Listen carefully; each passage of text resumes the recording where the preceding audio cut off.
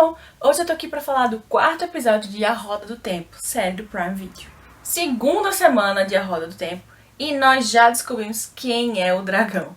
Então, não esquece de curtir e seguir o canal, que eu tô sempre trazendo vídeo das novidades. E essa semana a novidade é que a série finalmente divulga quem é esse dragão. Pelo menos aparentemente temos a certeza e a confirmação de quem é o dragão renascido.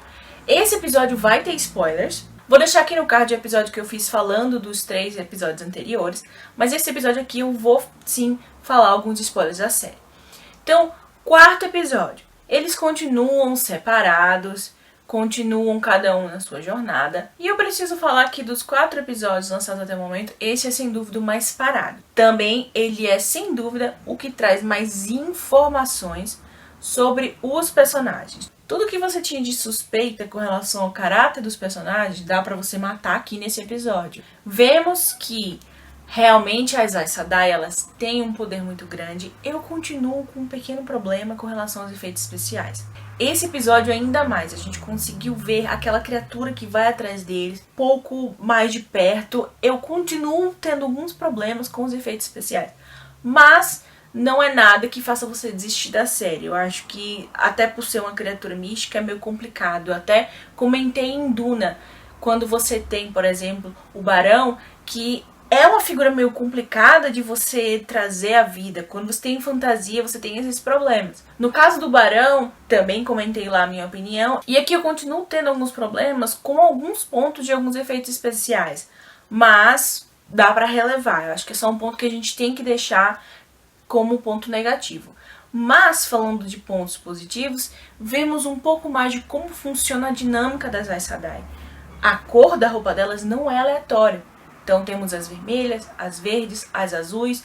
Aparentemente, pelo que a série deu a entender até agora, como eu comentei já, não li os livros, também não pesquisei nada sobre a história, para justamente entender como que a série vai explicar, se vai explicar de forma que um espectador também zerado, como eu, entenda o necessário para poder aproveitar a série ao máximo. Claro que quando você lê o material é uma experiência diferente, porque você vai poder identificar coisas pequenas.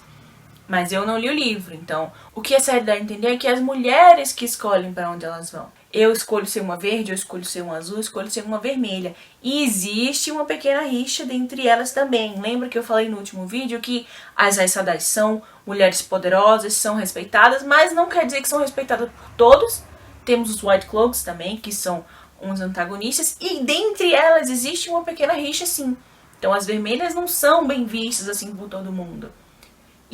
Essa dinâmica social ficou bem explícita nesse episódio. Outra coisa que eles também falaram, que eu acho que foi com certeza o mais bonito, é a relação entre um Aes Sedai e o seu guardião. Como que funciona? Me lembrou um pouco a relação lá de His Dark Materials, do universo do Philip Pullman, das Fronteiras do Universo, dos humanos com seus demons. Que é uma conexão muito profunda, claro que com os demons é muito mais profunda, mas é uma conexão em que você sente o que o outro sente. Então isso ficou bem explícito. A questão de ser sexual ou não, eu acho que ficou nas entrelinhas que pode acontecer ou não. A Aes Sedai, ela pode ou não ter uma relação ou um compromisso maior, incluindo sexo, com o seu guardião ou não. Acho que isso ficou claro que não é uma coisa necessária, mas que eles têm sim uma conexão profunda e incrivelmente forte, sim, isso ficou bem claro. Nesse episódio, a gente tem também esse dragão que já aparece logo de início, é o que tá na chamada, que é o dragão renascido. Uma outra coisa também que eu achei legal é que dá pra conectar com a primeira cena lá do primeiro episódio, em que as Aes Sedai, que agora sabemos que são conhecidas como vermelhas, estavam caçando homens que conseguem manipular o poder. E a gente vê que aquele cara não era o único e que existem sim vários candidatos a dragão renascido, que aquele não era o primeiro nem o segundo, que nem ia ser o último. Tanto que elas falam, eu não acho que é esse cara, ele tem sim muito poder, ele é muito poderoso, mas não é ele que foi profetizado, a gente acha que ainda não é ele, mas vamos levá-lo lá pra White Tower. Eu honestamente estou muito ansiosa para chegar nessa danada dessa Torre Branca, Porque pelo que a gente vê nos trailers da própria série, a gente vai encontrar mulheres ainda mais poderosas, ainda mais emblemáticas e não necessariamente agradáveis. Eu quero ver essa dinâmica delas. Mas a gente ainda não chegou lá. Por quê? Elas foram atacadas pelo exército desse falso dragão, que inclusive é o nosso professor lá da Casa de Papel. Achei legal. É muito diferente você vê numa série com uma dinâmica meio que oposta, completamente diferente da Casa de Papel. Mas voltando a esse dragão, uma coisa que eu gostei é como o poder dele, não mostrado, porque eu já falei dos meus problemas com os efeitos especiais, mas da dualidade. A gente já viu que as Aes Sedai, elas manipulam um único poder e elas basicamente usam a luz. Então, um poder branco, realmente uma luz branca.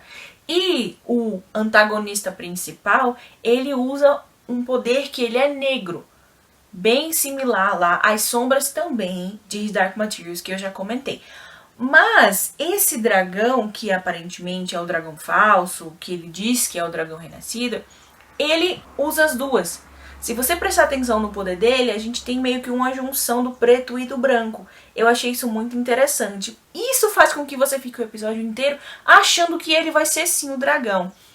Enquanto ele vai nas idas e vindas entre o Rand e a Egwene e volta pra as Aes Sedai, a gente fica achando, continua achando, eita, será que o Mat é o escolhido?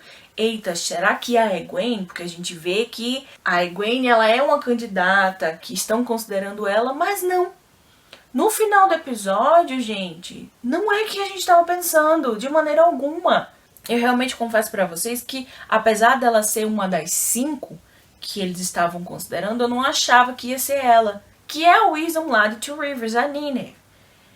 Eu fiquei chocada. E até o dragão falso ficou chocado. Eu achei isso muito divertido. Ele, chocou. Nossa, realmente, não sou eu. Por um milésimo de segundo, ele vê a demonstração de poder. Justamente quando ela vê o Lan ali à beira da morte. Que houve uma tensão ali entre eles dois. Uma conexão que foi surgindo entre eles, a partir do momento que ela vai se abrindo mais, ela vai conversando mais, e quando ela vê que aquelas mulheres estão morrendo, aquelas guerreiras que apesar dela ter esse problema com as Aes Sedai, ela tem admiração por elas, isso é inegável, é impossível você também não ter a admiração por essas mulheres.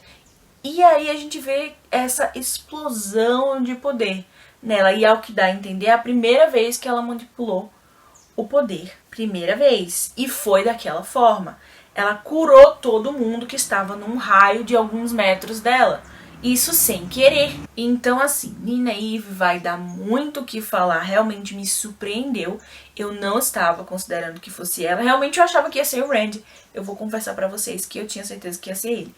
Mas vamos ter que esperar até a próxima sexta-feira para saber o que o 5º episódio vai nos trazer.